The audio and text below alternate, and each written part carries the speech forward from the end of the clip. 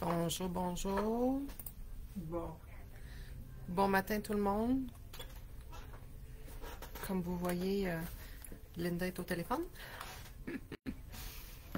Elle va venir nous rejoindre sous peu.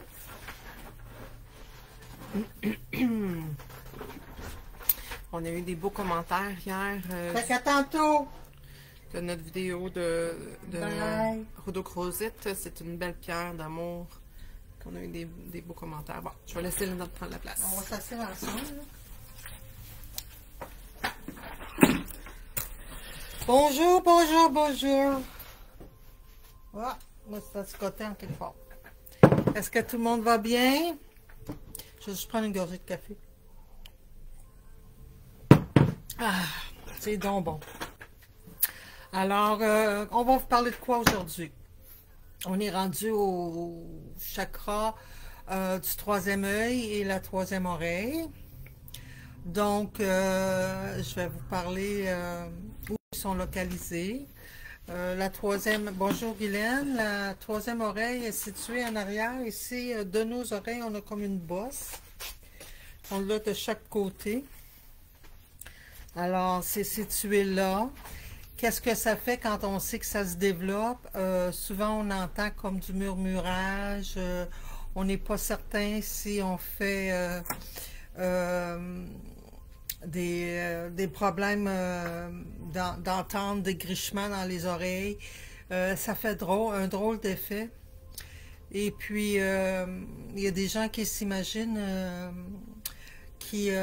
voyons, tu sais, comment se fait, j'entends des voix, puis je comprends pas ce qu'ils disent, puis ces choses-là, mais c'est la troisième oreille qui se développe, c'est les guides, les anges, les gens dans les sphères plus élevées qui viennent nous porter des messages, puis qui passent par l'ouïe. Alors, c'est la claire audience, c'est un outil parmi tant d'autres qui nous permet d'aller au-delà, de recevoir les messages pour les transmettre aux gens. C'est un outil au même titre que la clairvoyance qui est logée entre nos sourcils ici, au troisième œil. Le troisième œil, on dit que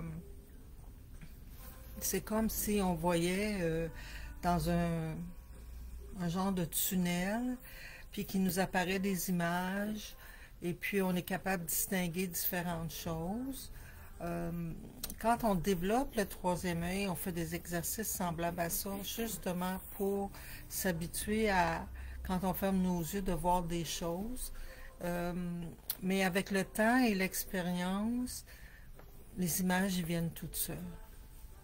Fait que quand on parle de tout ce qui est le chakra du troisième œil, ça comprend tout ce qui est clairaudience, clairsentience, clairvoyance. Du moment que ça nous connecte à ce qu'il y a de plus grand que nous, et puis qu'on s'en sert pour la bienveillance des gens et de nous-mêmes, c'est des outils qui sont à honorer et à être privilégié, d'être capable de développer, d'être consciente que l'être humain a ce cadeau-là. Si on s'en sert d'une façon lourde ou négative, pour savoir des choses sur les gens, pour s'en servir contre eux autres, pour créer de la zizanie, ça devient un outil qui est toujours très puissante. Mais à l'inverse de la bienveillance, ça tombe dans l'ego et puis c'est ce qui fait que ça va nous emmener peut-être plus vers la réputation de tout ce qui concerne la magie noire. Fait que c'est de faire attention quand on commence à avoir les ressentis. Puis, tu sais, on se trompe pas, tu sais, je savais qu'elle arrivait ça, ou je l'avais vu, me semble que cette tourne-là, à chaque fois qu'elle joue, il m'arrive telle affaire. Ce sont des synchronicités qui nous permettent vraiment d'aller développer nos outils, mais on doit toujours le faire dans la bienveillance. La couleur de la troisième oreille, c'est un bordeaux, comme un vin rouge. Et celui du troisième œil, c'est indigo. Indigo, c'est comme un bleu marin qui est teinté de mauve foncé. Alors, naturellement, c'est toujours d'aller chercher des aliments qui sont ces couleurs-là, les raisins rouges, les raisins bleus, les bleuets. Ce sont tous des choses qui vont nous aider à développer, euh, je veux dire, ces dons-là. Parce que tout le monde vient au monde avec les dons.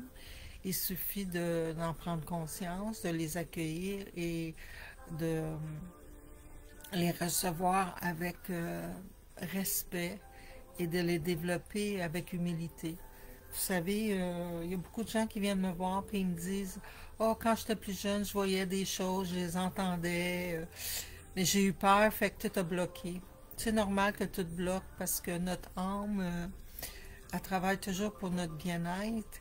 Et puis si elle voit que cet événement-là, le fait qu'on a foresee, comment on dit foresee, qu'on a prévu, qu'on a vu à l'avance, nous a épeurés, elle va mettre un frein pour pas qu'on vive ce malaise-là. Puis de le réouvrir, d'enlever le frein qui a été imposé, ça demande beaucoup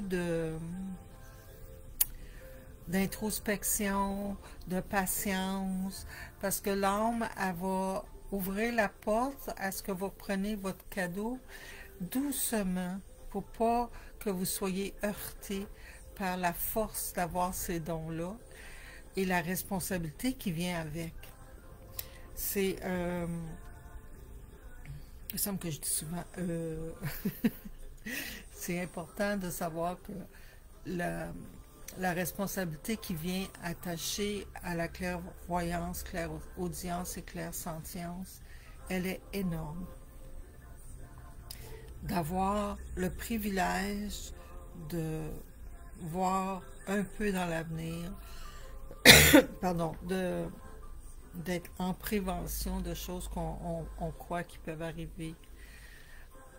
Puis surtout, de savoir que même si on dit à la personne, tu vas rencontrer un tel samedi à telle place, si la personne décide de ne pas y aller, elle ne va pas le rencontrer. Puis c'est pas parce que vous étiez dans le champ. C'est tout simplement que la personne a pris un détour, elle va rencontrer cette personne-là que vous avez vue un peu plus tard.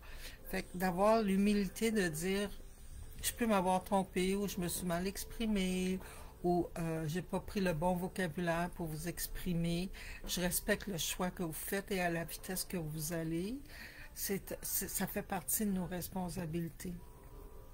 Les gens qui viennent nous voir en tant que thérapeute, vous savez, ils se mettent à nu devant nous. Je ne parle pas physiquement, naturellement, mais ils mettent leurs émotions, leurs peurs, leur vulnérabilité devant nous. Et puis, ils viennent pour aller chercher un soutien, une écoute, une compréhension, puis des outils pour comment gérer ce qu'ils vivent. Alors, c'est important d'être dans cette bienveillance-là, dans le respect. Souvenez-vous, ça a pris combien de temps avant que vous puissiez dire ouvertement que vous avez certains dons ou que vous puissiez dire que vos croyances étaient différentes de ceux des autres. Ça demande beaucoup de courage de vivre notre différence dans l'intégrité. Et c'est le secret qui est comme la clé de la bienveillance. Quand on est capable de faire la différence, on est capable d'être respectueux des autres et de soi, et on est capable d'être dans la bienveillance envers les autres et surtout envers soi. C'est très... c'est jugé, là, tu sais, dans le temps médiéval, ils pendaient les sorcières ou tout le monde qui faisait des choses que la royauté ne comprenait pas. Ça pouvait même être des herboristes qui faisaient des huiles essentielles, des panses pour des plaies, des choses comme ça. Ils faisaient que du bien Mais vu que c'était incompris et puis que c'était épeurant qu'un être humain non qualifié pouvait guérir des choses, c'est devenu vu comme ils font des rituels, ils font de la magie, euh, ils vont mettre des potions. Alors les gens ont payé dur pour ça, ceux qui avaient ces dons-là. Et puis, un peu plus tard, dans la Nouvelle-France, ces choses-là, il les passait au bûcher, il les brûlait, comme exemple, il lançait des pierres pour les meurtrir. C'est, les gens qui ont travaillé dans la magie blanche, dans tout ce qui est druide, merlin, alchimiste, toutes ces choses-là, aujourd'hui, il y en a plusieurs qui travaillent encore là-dedans et leur mémoire leur revient. Et c'est important d'être capable de se reconnaître et d'accepter que nous, dont on fait peur, on a payé pour, c'est tout. Les gens que vous rencontrez, comme moi, j'ai beaucoup de difficultés à porter des cols roulés ou des choses qui me serrent au cou. Des fois, un foulard de soie, mais pas longtemps. Euh, c'est parce que j'ai déjà été pendue, puis ça, c'est pas une mémoire qui est plaisante. Euh, je dors toujours les pieds désabriés. Mon mari trouve ça bien drôle. Il dit, t'es tout abrié jusqu'aux oreilles, mais il faut que tu te sors les pieds découverts. J'ai toujours chaud aux pieds, j'ai déjà été brûlée, puis ça a commencé par les pieds. Mais pour moi, ça, c'était pas souffrant, je sais pas pourquoi, mais c'était pas souffrant. Puis j'ai pas peur du feu d'ailleurs. Et puis c'est toutes des mémoires qui sont tu sais, ça vient en petites parties. Puis là, je dois mettre mon casse-tête tout ensemble avant de voir le grand portrait. Et puis, je dois être prête aussi à accueillir que j'ai pas toujours travaillé dans la lumière et dans la bienveillance. J'ai travaillé dans la noirceur. Et puis la première fois qu'on m'a dit, mais tu as déjà été très puissante, puis tu faisais de la magie noire, puis là j'ai dit, wow, wow, wow, de quoi vous parlez? Ça n'a pas de bon sens. Moi? Oui, toi? Euh, Puis ça m'a pris un petit peu de temps avant de digérer que oui, j'avais besoin de faire ça. J'avais besoin d'aller voir la noirceur pour pouvoir la comprendre, pour pouvoir avoir une empathie pour la noirceur et pour savoir son utilité et la respecter. Alors, s'il n'y avait pas d'ombre, on ne reconnaîtrait pas la lumière. Puis quand on marche dans la lumière, on crée souvent un ombre. Alors, c'est important de trouver cet équilibre-là, puis de voir que c'est pas noir et blanc, c'est pas toujours tranchant, c'est pas si facile d'arriver et de dire ah, ça c'est une bonne personne, puis ça c'est une mauvaise personne. Oui, son comportement il est peut-être très lourd, très négatif, mais peut-être qu'elle a un bagage qui n'a pas montré autre chose. Peut-être que dans sa souffrance, elle a tellement peur d'être vulnérable que c'est de la défense. Il y a beaucoup de, tu sais, il y a beaucoup de raisons. Autant qu'il y a des gens qui sont dans la bienveillance à l'extrême. Pourquoi? Parce qu'ils veulent être aimés, parce qu'ils sont pas capables de s'aimer eux-mêmes. Mais s'ils sont pas capables de s'aimer eux-mêmes et se reconnaître, c'est qu'ils sont pas capables d'aller dans leur vulnérabilité et voir leurs lacunes, leurs faiblesses et travailler sur ça. Alors, ils vont chercher la reconnaissance au travers les actes qu'ils font devant les gens. Mais dans le fond, c'est pour les satisfaire eux. Alors, c'est pas gratuit, c'est pas vraiment ça de la bienveillance. La bienveillance, il n'y a pas d'élastique, il n'y a pas de retour. On offre et on laisse aller.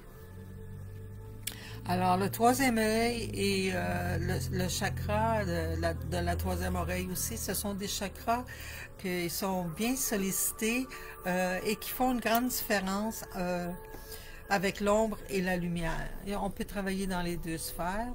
Alors, c'est important de choisir dans lesquelles sphères qu'on veut travailler et pourquoi.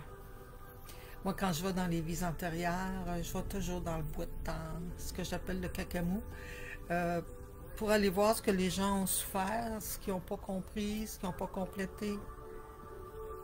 Fait que je dois être en...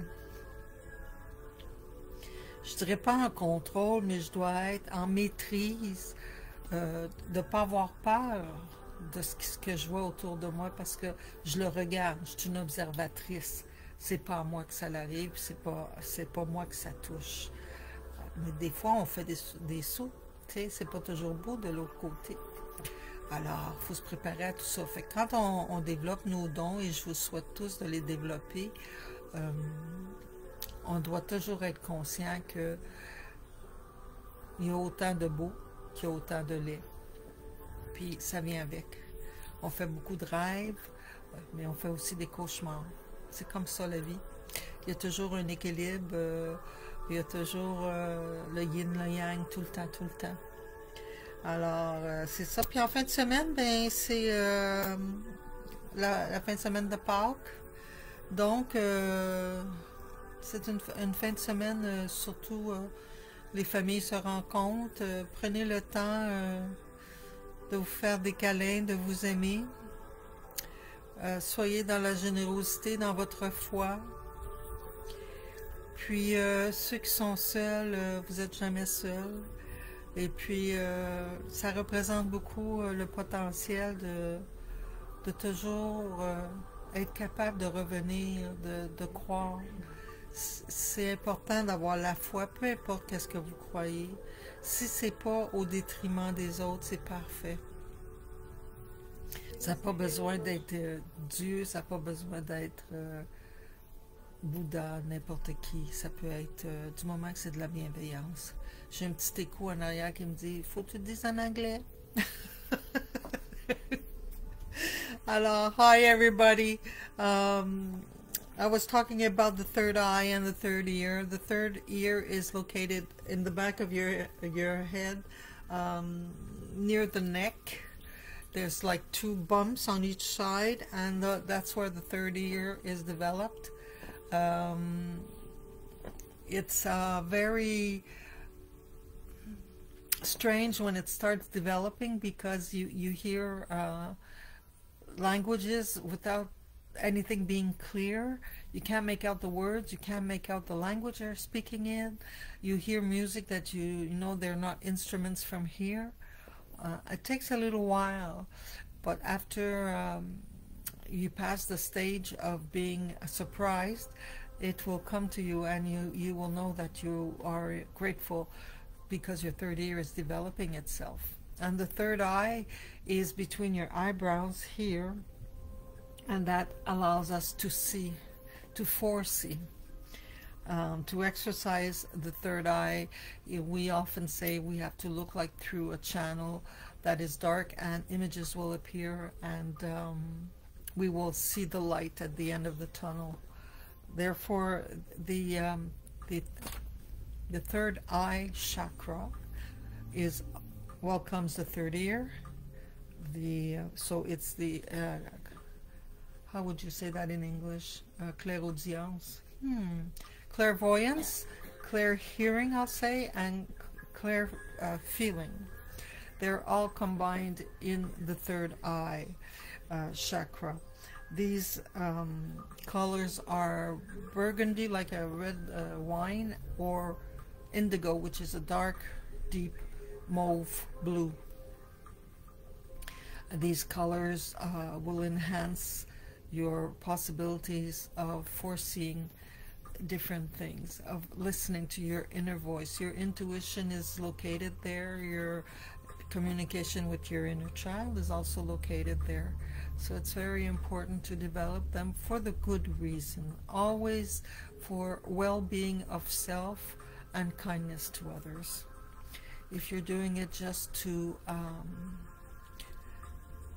be aware of what's going on in other people's lives, then you're not doing it for the right reasons.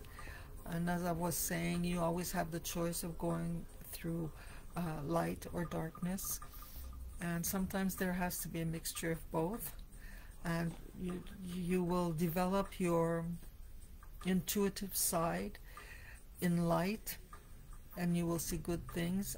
But sometimes every now and then we see things that are not as pretty, not as nice, and they're there to remind us that, you know, we were once also in the darkness, and to be more respectful and patient and a stronger guide to people that need us. And this weekend it's Easter, so I wish you all a happy Easter. I don't know what you shall be doing, but if you're with family, enjoy. And if you're by yourself, well, please remember that your faith is very important no matter what it is, as long as it's gentle, kind, and for the good of all. So, happy Easter, everybody. Fait que je vous souhaite vraiment un beau, joyeux Pâques. Hey, bonjour, Véronique. Un joyeux Pâques, et puis passez-le en famille, si possible. Et souvenez-vous qu'on peut passer au travers de n'importe quoi. Des fois, on s'imagine, on regarde des films, des choses, puis on pleure, puis on se dit, mon Dieu, que c'est terrible. Mais on finit toujours par passer au travers. Là, il y a des drames qui se passent partout dans le monde, puis c'est la planète qui crie, puis qui dit réveillez-vous, prenez le temps de prendre soin de vous et de prendre soin des autres, surtout prendre soin de la planète. C'est elle qui nous nourrit, qui nous donne de l'oxygène, qui nous permet d'avoir des toits, de la nourriture, des vêtements. Elle tient la population animale et l'agriculture et la verdure. Tout a son rôle, tout est important et on devrait beaucoup négliger ces choses-là. Donc, la planète, pas qu'elle punit l'être humain, mais elle met dans des situations où il n'y a pas le choix que de voir le résultat négatif et lourd que notre naïveté et notre manque de respect apportent. Fait que si c'est que de mettre une goutte de paix, de bonheur, un sourire sur des lèvres dans votre famille en fin de semaine, vous aurez accompli un pas. Et c'est en faisant tous un pas qu'on va arriver à destination, d'avoir une meilleure planète, des meilleures communautés et de l'entraide qui sera sincère et non pour le bienfait des hauts placés. Je vais dire ça comme ça. Alors, je vous embrasse de proche et de loin. Amusez-vous. Ça va être un petit peu frais, mais ça devrait être assez beau quand même. Fait que, passez une belle journée. Puis demain, Kim, tu fais un petit live? Oui. Fait que demain, Kim a fait des questions-réponses et je serai sûrement présente aussi. Alors, à bientôt. Bye bye. Bonne journée.